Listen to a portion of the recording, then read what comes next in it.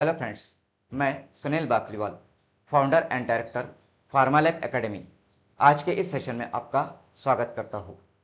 आज हम लोग 2023 में यूपीएससी ने ड्रग इंस्पेक्टर के लिए government of NCT of Delhi के लिए जो रिक्रूटमेंट टेस्ट कंडक्ट किया था, उस रिक्रूटमेंट टेस्ट का जो क्वेश्चन पेपर है उसका इन डिटेल डिस्कशन करने वाले हैं, एनालिसिस करने वाले हैं।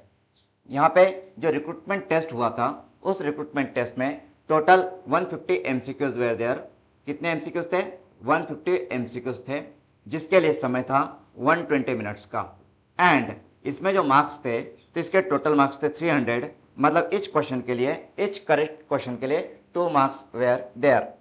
तो हम लोग शुरू करते हैं क्वेश्चन नंबर 1 से। तो यहाँ पे देखिए question number 1। So question number 1 is eriochrome black T.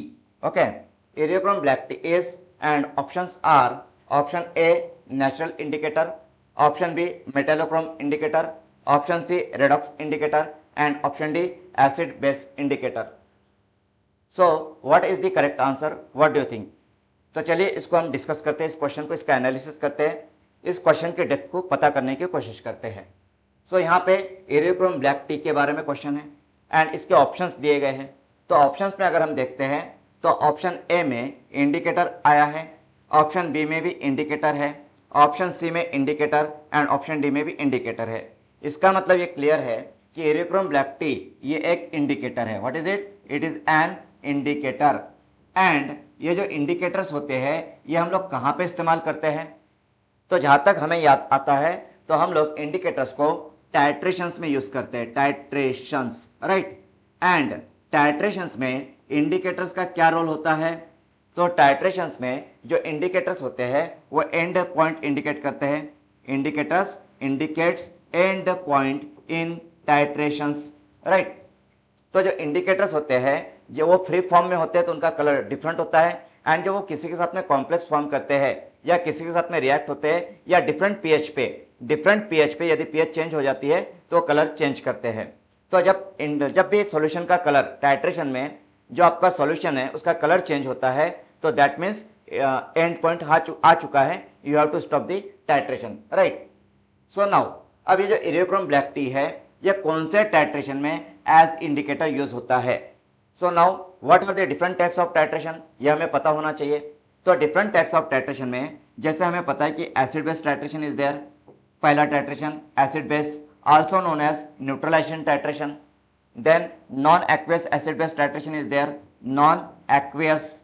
उसके बाद में precipitation titration is there, precipitation. Then complexometric titration and lastly redox titration is there. Okay, this are the types of titrations we no.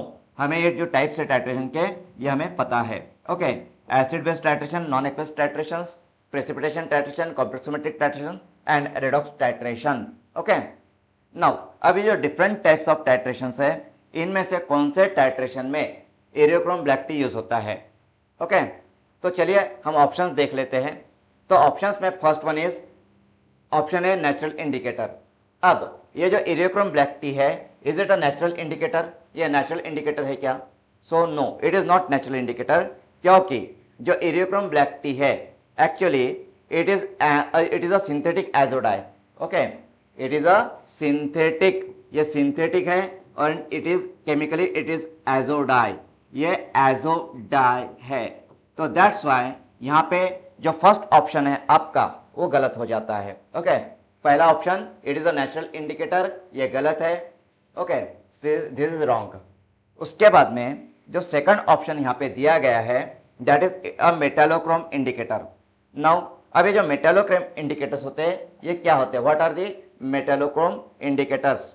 तो जैसे कि आपको पता होगा कि metallochrome indicators are also known as PM indicators. Okay, these are also known as PM indicators. और ये जो पीएम इंडिकेटर्स है ये पीएम इंडिकेटर्स कौन से टाइप के टाइट्रेशंस में यूज होते हैं? सो पीएम इंडिकेटर्स और metallochrome indicators are used in complexometric titrations, complexometric titrations में यूज होते हैं। अभी जो इंडिकेटर्स होते हैं कॉम्प्लेक्सोमेट्रिक टाइट्रेशंस के, पीएम इंडिकेटर्स या मेटालोक्रोम इंडिकेटर्स, तो ये जब फ्री फॉर्म में होते हैं तो इनका जो कलर होता है वो अलग होता है एंड जब ये मेटल के साथ में कंबाइन हो जाते हैं, मेटल के साथ में कॉम्प्लेक्स फॉर्म करते हैं, तो इनका कलर अलग होता है। नाउ अब कॉम्प्लेक्सोमेट्रिक टाइट्रेशन में क्या होता है कि इनिशियली जब आप सॉल्यूशन लेते हो किसी इसका मेटल का, ओके, इनिशियली किसी मेटल का आप यदि सॉल्यूशन लेते हो एंड उस सॉल्यूशन में जब आप पीएम इंडिकेटर ऐड करते हो, तो वहां पे पीएम इंडिकेटर प्लस मेटल जो है उसका कॉम्प्लेक्स फॉर्म हो जाता है। क्या फॉर्म होता है? कॉम्प्लेक्स फॉर्म हो जाता है एंड उसका एक कलर आ जाता है, there is a colour. Okay, now अब ये जो कॉम्प्लेक्सोमेट्रिक टाइट्रेशन है, इसके अंदर में हम लोग जब टाइट्रेंट ऐड करते हैं, क्या ऐड करते हैं? टाइट्रेंट ऐड करते हैं सॉल्यूशन में। जो मेटल आयन का सॉल्यूशन है, उस सॉल्यूशन में जब टाइट्रेंट ऐड किया जाता है, एंड मोस्टली कॉम्प्लेक्सोमेट्रिक टाइट्रेशन में टाइट्रेंट क्या होता है? तो मोस्टली कॉम्प्लेक्सोमेट्रिक टाइट्रेशन में titrant is EDTA, mostly EDTA ये टाइट्रेंट उसमें होता है, राइट। तो जब हम लोग EDTA ऐड करते हैं मेटल सॉल्यूशन में, ओके, तो क्या होता है कि EDTA जो है, तो आपका जो पीएम मतलब पीएम इंडिकेटर प्लस जो मेटल का कॉम्प्लेक्स आपका बना हुआ था, तो ये जो EDTA है, ये EDTA क्या करता है? इस कॉम्प्लेक्स को ब्रेक कर देता है। पीएम एंड मेटल का जो कॉम्प्लेक्स होता है पीएम इंडिकेटर और मेटल का, उसको ब्रेक करता है। पीएम मतलब है मेटलोक्रोमिक इंडिकेटर। ओके, नाउ अब यहाँ पे क्या होता है? तो यहाँ पे मेटल EDTA कॉम्प्लेक्स बन जाएगा। क्या बनेगा? Metal EDTA complex. एंड जो आपका पीएम इंडिकेटर है या मेटलोक्रोमिक इंडिकेटर है, वो फ्री हो जाएगा। वो क्या होगा? फ्री। तो जब ये पीएम इंडिकेटर फ्री हो जाता है तो उसका कलर चेंज हो जाता है, it has different colour, right. तो इनिशियली अलग कलर था एंड बाद में कलर चेंज हो जाता है। तो यहाँ पे पर्टिकुलरली हमारा जो क्वेश्चन है, it is about the Eriochrome black T. Okay, तो जो इरियोक्रोम ब्लैक टी है, ओके, क्वेश्चन किसके बारे में? तो इरियोक्रोम ब्लैक टी के बारे में है। तो जो इरियोक्रोम ब्लैक टी है, तो ये इरियोक्रोम ब्लैक टी का जो फ्री फॉर्म में कलर होता है दैट इज ब्लू। ये फ्री फॉर्म में जब होता है, फ्री फॉर्म में, तब इसका कलर ब्लू होता है। एंड जब ये मेटल के साथ में कंबाइन होता है, मेटल के साथ में, तो इसका कलर रेड वाइन कलर हो जाता है। रेड वाइन रेड कलर इसका हो जाता है, वाइन रेड कलर इसका होता है। ओके, मतलब जब हम मेटल सॉल्यूशन में इरियोक्रोम ब्लैक टी को ऐड करते हैं तो वहां पे हमें वाइन रेड कलर मिलेगा। एंड जैसे ही टाइट्रेशन प्रोसीड होता है, आगे बढ़ता है, एंड टाइट्रेशन में हम लोग EDTA ऐड करते हैं, तो EDTA इरियोक्रोम ब्लैक टी को फ्री कर देता है एंड वहां पे कलर चेंज होकर के ब्लू कलर हमें मिलता है।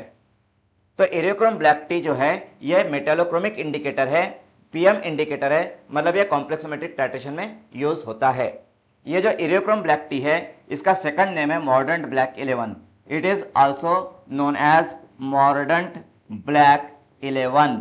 ओके, ये इसका सेकंड नेम है। ओके, तो यहाँ पे हम फिर से क्वेश्चन की तरफ चलते हैं। तो हमारा जो क्वेश्चन है, पहला question about Eriochrome black T. So what is that question? तो देखिए, सो इरियोक्रोम ब्लैक टी इज, तो पहला ऑप्शन तो हमारा गलत हो गया, वो हम सिलेक्ट नहीं कर सकते हैं। Second option is metallochrome indicator. So this is the correct answer. ये आंसर क्या है? ये करेक्ट आंसर है। ओके, उसके बाद में redox indicator and then acid base indicator.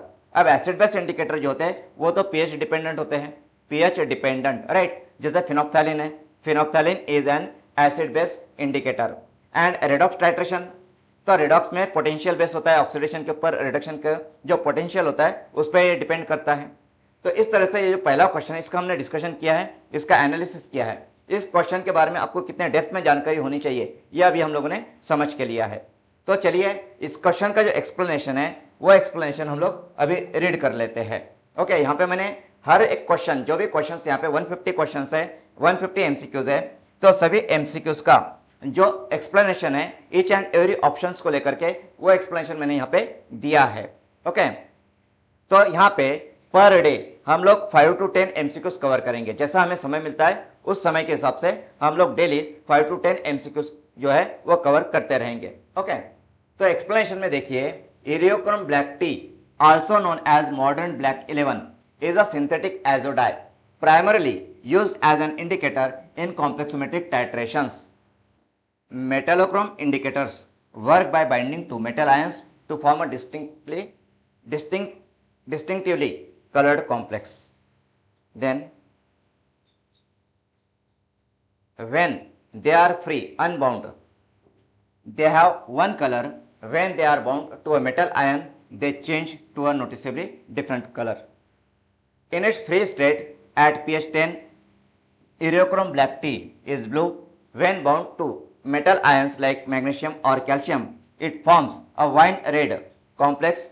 During titration, as ETA binds more strongly to the metal ions, it displaces the Ureochrome black tea, causing the solution to change from wine red to blue at the end point. Okay, ये सभी points हम लोगों ने पहले discuss किया है. Okay, now natural indicators.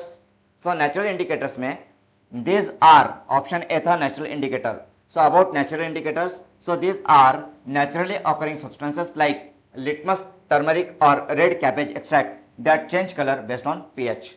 Then redox indicators, so these indicators undergo oxidation reduction reactions and change color at specific electrode potential. तो इसके एग्जांपल्स है जैसे कि ferroin, methylene blue etcetera. Okay, then next इसमें acid base indicators. Okay, so about acid base indicators, so this changes color over a specific pH range due to the gain or loss of hydrogen ions like phenolphthalein or methyl orange.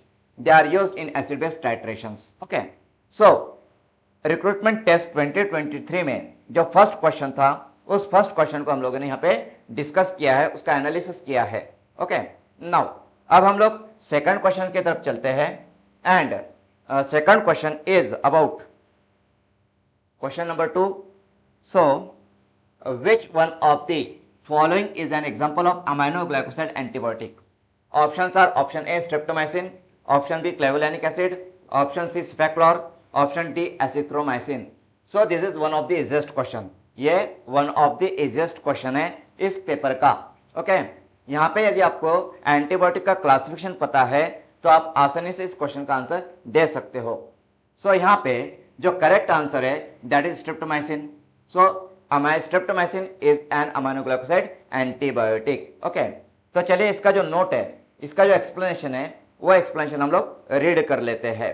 Okay, so यहाँ पे aminoglycoside antibiotics consist of amino sugars link glycosidically to an aminocyclitol ring, usually streptidine और 2-deoxystriptamine. They work by irreversibly binding to the 30th ribosomal subunit of bacteria, inhibiting protein synthesis and causing misreading of the genetic code. So this is the information about aminoglycoside antibiotic. Then यहाँ पे जो second option था that was about clavulanic acid. So clavulanic acid क्या है? तो clavulanic acid is a beta lactamase inhibitor. Okay, what is clavulanic acid? Clavulanic acid is a beta lactamase inhibitor. Then cefaclor. Cefaclor, so this is a second generation cephalosporin antibiotic. What is cefaclor? Second generation cephalosporin antibiotic. And azithromycin. Azithromycin is a macrolide antibiotic. क्या है? azithromycin macrolide antibiotic है. तो यहाँ पे ये जो second number का question था, तो सेकंड नंबर के क्वेश्चन के जो ऑप्शंस थे उन ऑप्शंस को भी हम लोगों ने डिस्कस किया है. Now let's move to the third question. तो आज का तीसरा जो क्वेश्चन है, third question, that is which one of the following is an example of reverse transcriptase inhibitor? Options are option A acyclovir, option B cytarabine, option C idozuridine and option D zidovudine. Okay, so इनमें से reverse transcriptase inhibitor कौन सा है? तो सबसे पहले तो हम क्वेश्चन को समझ के लेते हैं. क्वेश्चन में आया है reverse transcriptase inhibitor. तो सबसे पहले यह समझना जरूरी है कि ये जो एंजाइम है रिवर्स ट्रांसक्रिप्टेज, इस एंजाइम का रोल क्या है, ये एंजाइम का काम क्या है, ये क्या करता है, ये कहाँ पे होता है. तो जनरली वायरसेस में, जैसे कि HIV वायरस है, HIV है, तो नॉर्मली वायरस में रिवर्स ट्रांसक्रिप्टेज एंजाइम होता है. पर्टिकुलरली जो RNA वायरस होते हैं, RNA वायरस, जैसे कि HIV वायरस है, HIV virus is an RNA virus. तो जो RNA वायरसेस होते हैं उनमें रिवर्स ट्रांसक्रिप्टेज एंजाइम होता है. ये रिवर्स ट्रांसक्रिप्टेज एंजाइम क्या करता है? तो रिवर्स ट्रांसक्रिप्टेज एंजाइम RNA को DNA में कन्वर्ट करता है, जैसे कि HIV में होता है HIV. नाउ जब RNA को DNA में कन्वर्ट करने की जरूरत क्यों महसूस होती है? तो जो DNA होता है वायरस का, यह ह्यूमन DNA के साथ में कंबाइन होकर के ह्यूमन न्यूक्लियस की जो मशीनरी है रेप्लिकेशन, DNA रेप्लिकेशन की जो होस्ट की मशीनरी है, उस मशीनरी को ये यूज करता है. मतलब जब ह्यूमन डीएनए का रेप्लिकेशन होता है, एचआईवी की मैं बात कर रहा हूँ, एचआईवी के केस में जब ह्यूमन डीएनए का रेप्लिकेशन होता है तो उसी के साथ में यह वायरस डीएनए का भी रेप्लिकेशन हो जाता है। तो यहाँ पे वायरसेस में आरएनए को डीएनए में कन्वर्ट करने के लिए जो एंजाइम्स यूज किया जाता है that is the reverse transcriptase enzyme. Now यदि हम लोग ये रिवर्स ट्रांसक्रिप्टेज एंजाइम को इनहिबिट करते हैं तो वहां पे आरएनए का कन्वर्जन डीएनए में नहीं हो पाएगा और डीएनए का फिर जो वायरस डीएनए है उसका रेप्लिकेशन नहीं हो पाएगा, मतलब वायरस की जो मल्टीप्लिकेशन है, जो ग्रोथ है वो बॉडी में नहीं हो पाएगी। ओके, तो यहाँ पे ये जो क्वेश्चन है इसका हम लोग पहले एक्सप्लेनेशन रीड कर लेते हैं। ओके, तो एक्सप्लेनेशन में चलिए देखते हैं। सो देखिए, रिवर्स ट्रांसक्रिप्टेज इनहिबिटर्स मतलब RTIs, so these are a class of anti retroviral auxiliary drugs. Anti retroviral मतलब क्या? तो एंटी रिट्रोवायरल मतलब anti HIV. Okay, so these are a class of antiretroviral auxiliary drugs used primarily to treat HIV AIDS. They work by blocking the enzyme reverse transcriptase which retroviruses use to copy their RNA genome into DNA. Okay, which retroviruses use to copy their RNA genome into DNA, मतलब RNA को DNA में convert करने के लिए जो enzyme है, कौन सा एंजाइम? तो रिवर्स ट्रांसक्रिप्टेज एंजाइम यहाँ पे यूज किया जाता है। राइट नाउ अब हम यहाँ पे वन बाय वन ड्रग के बारे में, मतलब जो 4 ऑप्शंस हमें दिए गए हैं इन ऑप्शंस को हम वन बाय वन डिस्कस करेंगे। सो यहाँ पे जो पहला ऑप्शन हमारा है that is acyclovir. So acyclovir is an anti herpes virus drug. Anti herpes, ये एंटी रिट्रोवायरल है क्या? So it is not anti retroviral. Is it anti-HIV? It is not anti-HIV. It is anti-herpes virus drug. Okay. It is a purine nucleoside analog. Purine nucleoside analog है. Okay. Acyclovir is purine nucleoside analog. Purine ये heterocycle है. Purine is a heterocycle. Pyrimidine, purine, imidazole ये heterocycle सबको पता होगा। तो purine जो हेटेरोसाइकिल है उसमें पायरिमिडिन फ्यूज्ड विद इमिडाजोल होता है, that you know. Then nucleoside है, तो न्यूक्लियोसाइड क्या होता है? तो न्यूक्लियोसाइड ये एक आपका नाइट्रोजिनस बेस होता है, मतलब पायरिमिडिन या प्यूरिन होता है, उसके साथ में आपके राइबोस या डिऑक्सीराइबोस शुगर होती है, मतलब पेंटोज शुगर होती है। तो nitrogenous base plus pentose sugar मतलब न्यूक्लियोसाइड। और न्यूक्लियोटाइड क्या होता है? तो यदि न्यूक्लियोसाइड को आप फॉस्फेट अटैच कर देते हो तो इट विल बिकम न्यूक्लियोटाइड। तो यहाँ पे जो असाइक्लोविर है ये प्यूरिन है, इट इज अ न्यूक्लियोसाइड और न्यूक्लियोसाइड भी है, so it is purine nucleoside analogue. It inhibits viral DNA polymerase and is primarily used for herpes simplex virus (HSV) and varicella zoster virus infections. Okay. तो असाइक्लोविर का mechanism of action क्या है? What is the mechanism of action of असाइक्लोविर? तो असाइक्लोविर जो है it inhibits viral DNA polymerase. Okay. And इसका use क्या है? So it is used to treat HSV मतलब herpes simplex virus and VZV infection मतलब varicella zoster virus infection. So acyclovir ये reverse transcriptase inhibitor है क्या? So no, it is not a reverse transcriptase inhibitor. Okay. Now next citarabine. अब citarabine क्या है? So citarabine is also known as Arasi. Okay. And actually citarabine ये anti cancer drug है। It is an anti cancer drug. ये leukaemia के treatment में मतलब blood cancer के ट्रीटमेंट में यूज होता है। So citarabine, also known as Arasi, is a pyrimidine antagonist. Okay, it is pyrimidine antagonist, anti-metabolite. मतलब ये anti-metabolite anti-cancer है. Okay, anti-metabolite anti-cancer है. So it is pyrimidine antagonist, anti-metabolite, used to treat cancers like acute myeloid leukemia (AML). It inhibits human DNA polymerase. ये human DNA polymerase को inhibit करता है, viral को नहीं. So it inhibits human DNA polymerase and blocks DNA synthesis in rapidly dividing cells. मतलब जो cancer cells होते हैं, जो रैपिडली डिवाइडिंग कैंसर सेल्स है, तो रैपिडली डिवाइडिंग कैंसर सेल्स में डीएनए के सिंथेसिस को सिटाराबिन जो है वो इनहिबिट करता है, ब्लॉक करता है। सो सिटाराबिन ये एंटी कैंसर ड्रग है, anti metabolite anti cancer drug है।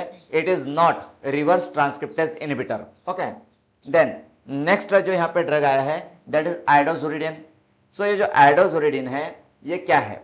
So आइडोजुरिडिन is a pyrimidine nucleoside analog. ये भी pyrimidine nucleoside analog है, राइट? जैसे कि ऊपर में हमने असाइक्लोविर देखा था, तो उसी तरीके से ये भी जो है It is pyrimidine nucleoside analog. Okay, iodinated thymidine analog. It is a topical anti-keratitis antiviral drug. It is used specifically for herpes simplex keratitis by incorporating into viral DNA and altering normal base pairing. तो ये भी viral DNA में incorporate हो जाता है and virus के DNA को ये डिस्टर्ब कर देता है. ओके, एंड आइडोजुरिडिन जो है ये ड्रग हर्पेस सिम्प्लेक्स केराटिटिस का ट्रीटमेंट है. ओके, सो ये भी ड्रग जो है ये रिवर्स ट्रांसक्रिप्टेज इनहिबिटर नहीं है. तो जो भी ऑप्शंस हमें दिए गए हैं ना, उन ऑप्शंस में से जो लास्ट वाला ऑप्शन है दैट इज जिडोउडिन.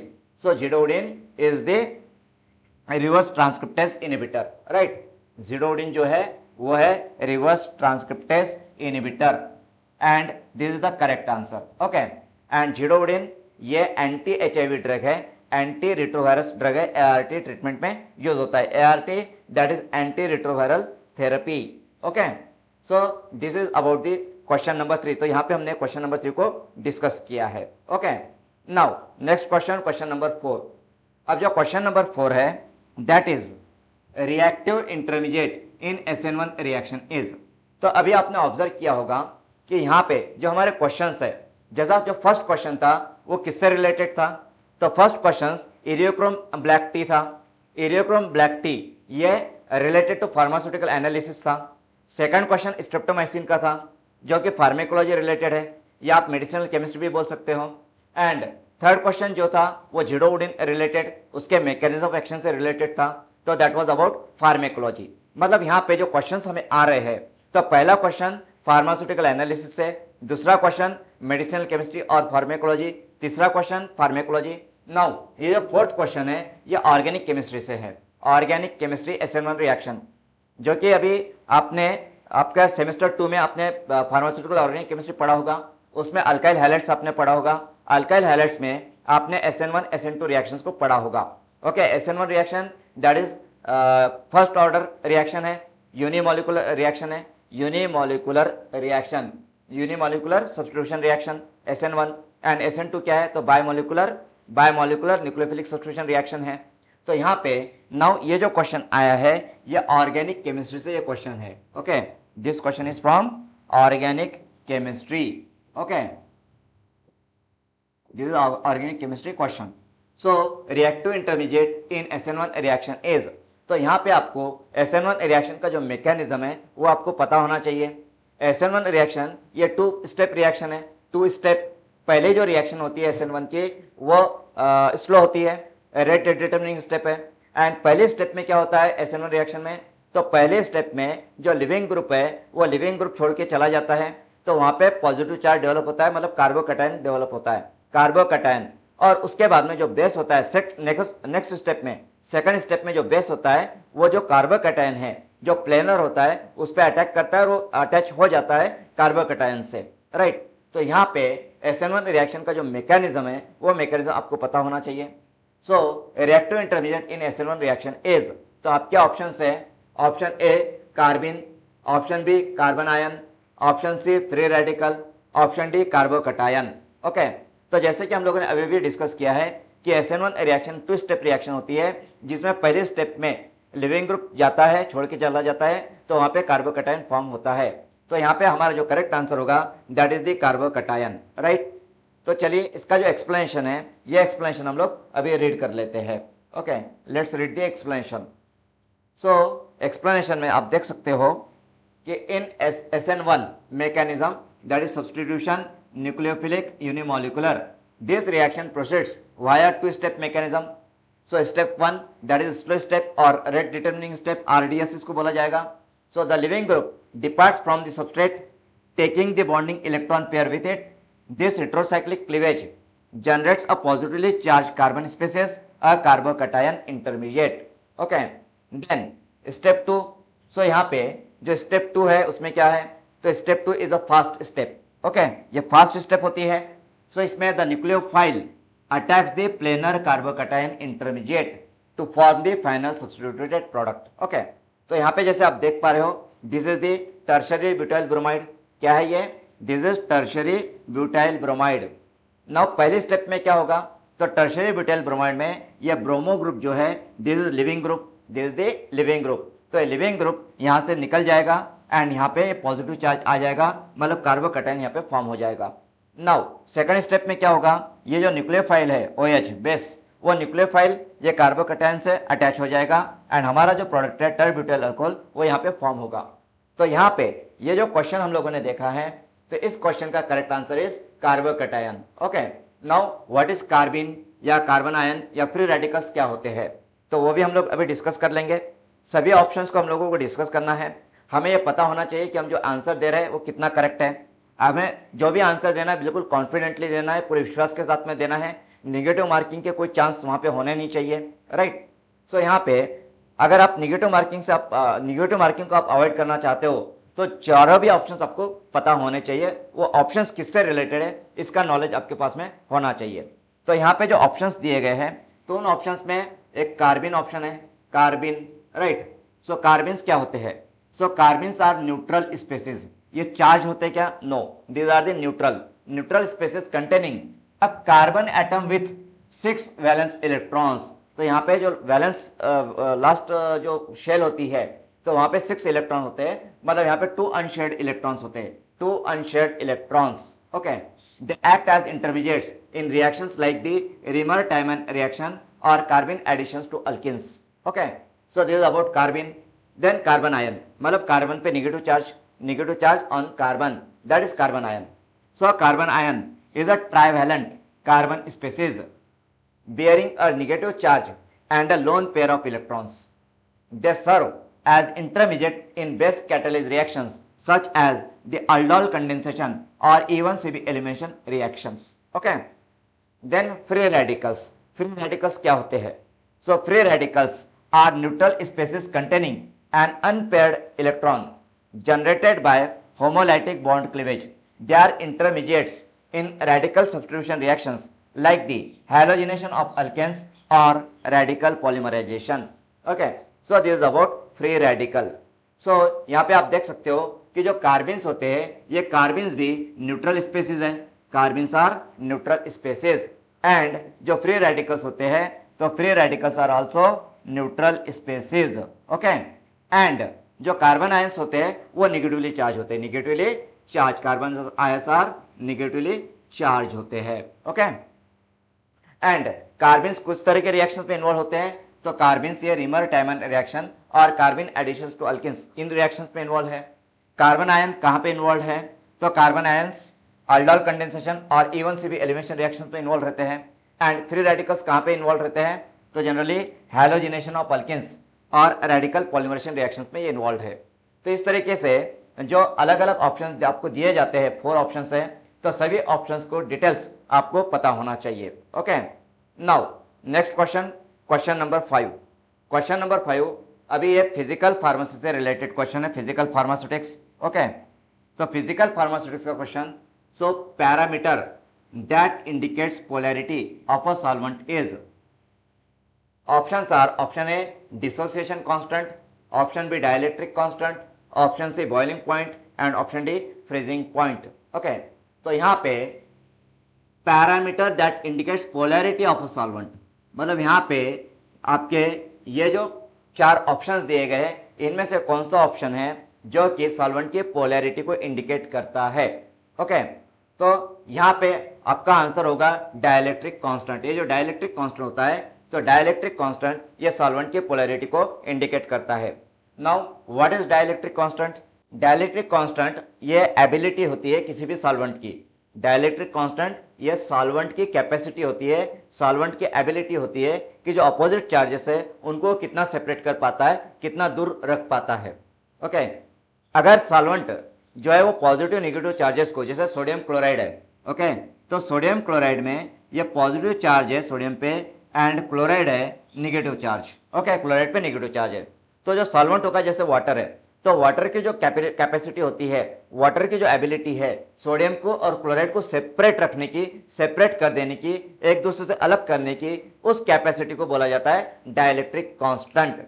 और यदि डाइलेक्ट्रिक कांस्टेंट हायर है तो जो अपोजिट चार्जेस होंगे वो एक दूसरे से दूर रहेंगे एंड वो बेटर सॉल्युबल हो जाएंगे। ओके, तो यहाँ पे ये जो ऑप्शन है, option A B C D, इन ऑप्शंस को 1 बाय 1 हम समझने की कोशिश करते हैं। ओके, तो चलिए सबसे पहला जो ऑप्शन हमारा है दैट इज डिसोसिएशन कांस्टेंट। तो डिसोसिएशन कांस्टेंट में यहाँ पे Ka और Kb है। Ka फॉर एसिड का dissociation constant, Kb for base का डिसोसिएशन कांस्टेंट। डिसोसिएशन मतलब डिसोसिएट हो जाना, सेपरेट हो जाना, right.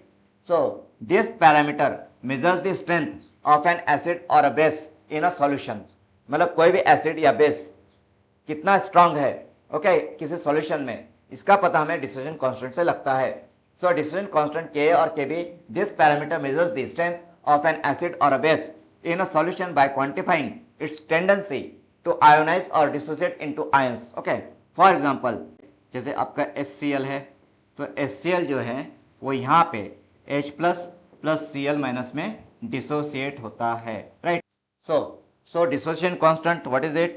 So this parameter measures the strength of an acid or a base in a solution by quantifying its tendency to ionize or dissociate into ions. It is a property of the solute rather than an indicator of a solvent's intrinsic polarity. तो जो dissociation constant है ये किसका property है? तो dissociation constant ये solute का property होता है, सॉल्वेंट का नहीं होता है। एंड हमें जो क्वेश्चन पूछा गया है it is about solvent. Okay, हमें किसकी प्रॉपर्टी पूछी गई है? हमें सॉल्वेंट की प्रॉपर्टी पूछी गई है, सॉल्वेंट के बारे में, राइट। एंड ये जो हमारा डिसोसिएशन कांस्टेंट है ये सॉल्यूट की प्रॉपर्टी है, न कि सॉल्वेंट की। सो this is the wrong answer, ये गलत हो जाएगा। ओके, नाउ नेक्स्ट जो ऑप्शन है दैट इज डाइलेक्ट्रिक कांस्टेंट। तो डाइलेक्ट्रिक कांस्टेंट के बारे में जैसे हमने पहले डिस्कस किया था कि जो डाइलेक्ट्रिक कांस्टेंट होता है, so dielectric constant this is a measure of a solvent's ability to insulate opposite charges. To insulate opposite charges मतलब to separate opposite charges from each other. Solvents with high dielectric constant can easily dissolve ionic and polar solutes because they weaken the electrostatic forces holding the solute particles together. Okay, तो ये जो dielectric constant है ये dielectric constant solvent की polarity बताता है। Okay, then boiling point. तो boiling point के बारे में आप जानते ही हो कि बॉइलिंग पॉइंट क्या है। So this is the temperature at which a liquid's vapour pressure equals the surrounding atmospheric pressure. Okay, then freezing point. So this is the temperature at which a liquid turns into a solid. This is about the freezing point. तो यहाँ पे ये जो चारों options हमें दिए गए हैं, तो 4 ऑप्शंस में से ये जो डाइलेक्ट्रिक कांस्टेंट है, तो डाइलेक्ट्रिक कांस्टेंट इंडिकेट करता है polarity of a solvent. Okay, polarity of a solvent कौन इंडिकेट करता है? सो डाइलेक्ट्रिक कांस्टेंट, ठीक है। नाउ नेक्स्ट क्वेश्चन की तरफ हम चलते हैं। So the next question, question number 6। अब ये जो क्वेश्चन नंबर 6 है ये काफी कंफ्यूज करने वाला क्वेश्चन है। काफी कंफ्यूजन इस क्वेश्चन में, काफी स्टूडेंट्स ने इसके बारे में मुझसे डिस्कस किया है। एंड अभी आप जब ये क्वेश्चंस को देखोगे तो आपको भी समझ में आएगा कि किस तरह से यहाँ पे कंफ्यूजन है। ओके, सो नाउ यहाँ पे क्वेश्चन है vitamin B. Okay, vitamin B consist of which one of the following ring system? Option A pyridine, option B piperidine, option C pyrimidine and option D pyridazine. Okay, so what is the correct answer here? यहाँ पे correct answer क्या होगा? अब यहाँ पे vitamin B बोला गया है, तो vitamin B only one vitamin है क्या? Is there only one vitamin? Vitamin B, vitamin B complex है, complex. There are 8 vitamin in vitamin B.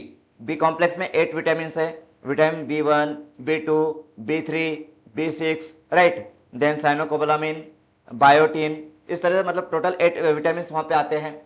तो यहाँ पे विटामिन बी में पायरिडिन होता है या पाइपरिडिन होता है या पायरिमिडिन होता है या पायरिडाइजिन होता है? क्या होता है, कौन सा होता है? अब यदि हम इसमें जो ऑप्शन दिए गए पायरिडिन, पाइपरिडिन, पायरिमिडिन, पायरिडाजिन, तो इसमें से पायरिडिन कंटेनिंग विटामिन बी कौन सा है? तो यहाँ अगर हम देखते हैं पायरिडिन कंटेनिंग विटामिन बी, तो हमें दिखाई देते हैं 2 विटामिन। कौन से? Vitamin B3 and vitamin B6, ये 2 विटामिन हमें दिखाई देते हैं।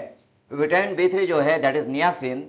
तो विटामिन B3 में दिस इज ये स्ट्रक्चर है विटामिन नियासिनामाइड का, this is the niacinamide. Okay, and ये स्ट्रक्चर है निकोटिनिक एसिड का, this is the nicotinic acid. Okay, and this are the vitamin B3। अब ये जो नियासिन है यहाँ पे दिस इज द पायरिडिन, ये आपका पायरिडिन है। ओके, एंड ये भी आपका पायरिडिन है, दिस इज ऑल्सो पायरिडिन। मतलब यहाँ पे विटामिन B3 में पायरिडिन आता है। देन विटामिन B6 की हम बात करेंगे, vitamin B6 that is pyridoxine. अगर पायरिडॉक्सिन की बात करते हैं तो यहाँ पे भी ये पायरिडिन आ जाता है। क्या आता है? पायरिडिन। ओके, तो यहाँ पे एक बात तो क्लियर है कि विटामिन बी जो होता है, तो विटामिन बी में पायरिडिन कंटेनिंग विटामिन आते हैं। Pyridine containing vitamin are there in vitamin B. Now उसके बाद में यहाँ पे पाइप्रिडिन, तो पाइप्रिडिन कंटेनिंग विटामिन यहाँ पे नहीं है विटामिन बी में। देन पायरिमिडिन है, तो पायरिमिडिन कंटेनिंग विटामिन बी कौन सा है? तो यहाँ पे अगर हम विटामिन B1 की बात करें, थायामिन, विटामिन B1 थायामिन, तो थायामिन में ये जो स्ट्रक्चर है, तो यहाँ पे देखिए आप, ये जो थायाजोल है, थायाजोल fuse with combine with the pyrimidine with the methylene base. ये जो मिथिलिन है, मिथिलिन ब्रिज है, मिथिलिन ब्रिज, तो ये जो मिथिलिन ब्रिज है, ये मिथिलिन ब्रिज कनेक्ट करता है पायरिमिडिन को थायाजोल के साथ में।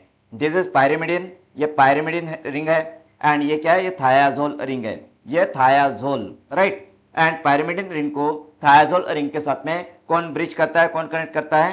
तो मिथिलिन जो है ये कनेक्ट करता है, मिथिलिन ब्रिज इज देयर। तो यहाँ पे पायरिमिडिन कंटेनिंग भी विटामिन बी है, pyrimidine containing vitamin B. So now अब ये जो क्वेश्चन है, question number 6, vitamin B consist of which one of the following ring system? तो ऑप्शन ए भी करेक्ट है, पायरिडिन, एंड जो ऑप्शन सी है पायरिमिडिन, ये भी करेक्ट है, राइट। विटामिन ए भी मतलब पायरिडिन भी करेक्ट आएगा, और विटामिन सी जो मतलब सॉरी ऑप्शन सी जो है पायरिमिडिन, ये भी करेक्ट आएगा।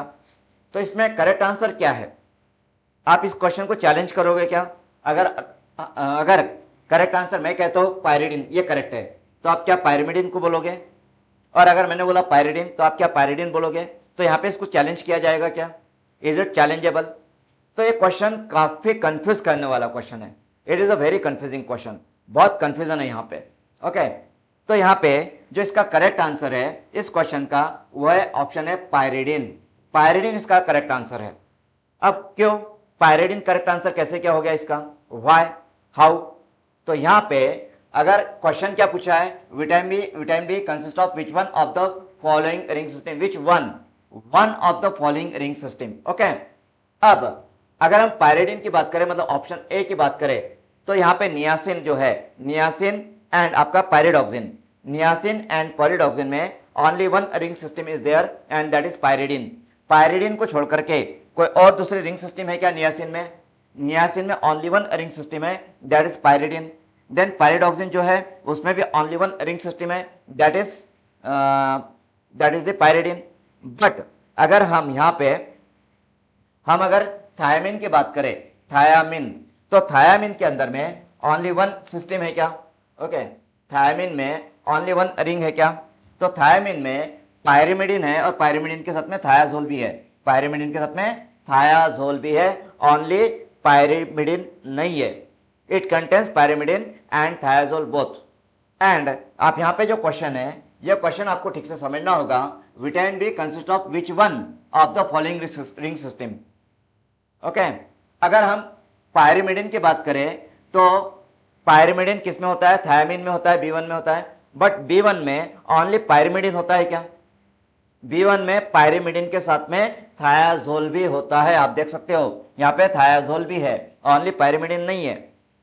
बट नियासिन की अगर हम बात करते हैं या पायरिडॉक्सिन की हम बात करते हैं, तो नियासिन एंड पायरिडॉक्सिन में ओनली पायरिडिन रिंग होता है। ओके, तो यहाँ पे जो करेक्ट आंसर आएगा according to me, that is the option A pyridine. Okay, अब इस क्वेश्चन को लेकर के यदि आपके कोई अलग राय हो, आपका अगर अलग कुछ सोच हो, आपके पास में कुछ अलग आंसर हो, आपके पास में कुछ अलग लॉजिक हो, तो आप अपना लॉजिक कमेंट में दे सकते हो। ओके, तो यहाँ पे जो क्वेश्चन नंबर 6 है, इसका करेक्ट आंसर आएगा ऑप्शन ए पायरिडिन, क्योंकि नियासिन और पायरिडॉक्सिन जो होता है उसमें ओनली एक ही रिंग होती है, दैट इज द पायरिडिन।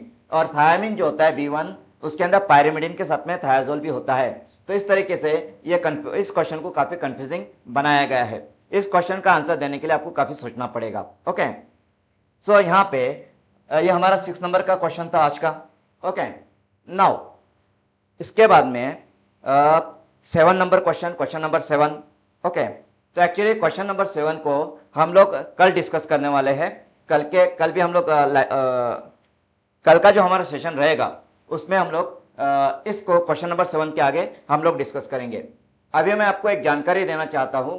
जानकारी ऐसी है कि हमारी जो फार्मालैब एकेडमी है, तो फार्मालैब एकेडमी अभी एक ड्रग इंस्पेक्टर के लिए एंड सेकंड फार्मेसी ऑफिसर्स के लिए स्पेशल बैचेस लॉन्च कर रही है। सैटरडे से 4 जुलाई से ड्रग इंस्पेक्टर एग्जाम प्रिपरेशन के लिए एंड फार्मेसी ऑफिसर्स के एग्जाम प्रिपरेशन के लिए बैचेस लॉन्च हो रही है। इन बैचेस में स्पेशलिटी क्या है, बैचेस की खासियत क्या है? तो ये बैचेस में आपको ये बैचेस जो है ये ऑनलाइन ऑफलाइन दोनों मोड में अवेलेबल है। ओके, दोनों भी बैचेस जो है वो ऑनलाइन भी अवेलेबल है एंड ऑफलाइन भी अवेलेबल है। ऑनलाइन एंड ऑफलाइन दोनों मोड में ये बैचेस अवेलेबल है। यहाँ पे आपको क्लास में रिकॉर्डिंग, क्लास का जो रिकॉर्डिंग है, लेक्चर्स का रिकॉर्डिंग वो दिया जाएगा। पीडीएफ नोट्स आपको दी जाएगी। हमारी बुक है okay, essential pharmacy review for drug inspector exam and pharmacist recruitment exam. ये जो दो हमारी बुक्स है, तो ये कोर्स के साथ में आपको ये बुक्स भी दी जाएगी। आप देख सकते हो यहाँ पे। हमारी जो बुक है ड्रग इंस्पेक्टर के लिए बुक है essential pharmacy review for drug inspector exam, ये वाली बुक है। ओके, एंड जो फार्मासिस्ट रिक्रूटमेंट एग्जाम है, फार्मेसी ऑफिसर के एग्जाम है, उसके लिए ये वाला बुक है। अभी ये दोनों बुक्स में, इस बुक में मोर देन 6400 एमसीक्यूज है एंड इस बुक में मोर देन 6000 एमसीक्यूज आपको मिलेंगे। ओके, एंड ये जो बैचेस है, तो ये बैचेस का, इस बैचेस के बारे में यदि आपको और डिटेल जानकारी चाहिए तो आप हमारा जो नंबर है, कॉन्टैक्ट नंबर 7588834590, उस नंबर पे आप कॉन्टैक्ट कर सकते हो। ओके, देखिए मैं आपको नंबर डिटेल्स बता देता हूँ। ओके, तो यहाँ पे ये हमारा कॉन्टैक्ट नंबर है 7588834590। तो इस नंबर पे आप कॉन्टैक्ट कर सकते हो फॉर फर्दर डिटेल्स, या फिर यहाँ पे हमने एक क्यूआर कोड दिया हुआ है। ओके, तो ये जो क्यूआर कोड है, ये क्यूआर कोड से भी आप डिटेल्स ले सकते हो। ओके, तो आज हम लोगों ने 6 क्वेश्चंस जो है, 6 इंपॉर्टेंट क्वेश्चंस, फर्स्ट 6 क्वेश्चंस को हमने आज डिस्कस किया है। इसके बाद के जो क्वेश्चंस है, क्वेश्चन नंबर 7 एंड ऑनवर्ड्स, वो क्वेश्चंस को हम लोग आगे भी डिस्कस करते रहेंगे। तो उम्मीद है कि आज का लेक्चर आपको पसंद आया होगा एंड आज के इस लेक्चर के बारे में, आज के इस सेशन के बारे में, और आज हम लोगों ने जो कुछ भी डिस्कस किया है एंड जिस तरह से एनालिसिस किया है, उसके बारे में यदि आपकी कोई राय हो, कोई कमेंट हो, आपका कोई लॉजिक हो, आपको कुछ सजेस्ट करना हो, तो आप प्लीज कमेंट कीजिए। Okay, so thank you very much. कल हम लोग फिर कंटिन्यू करेंगे। Okay, have a good day.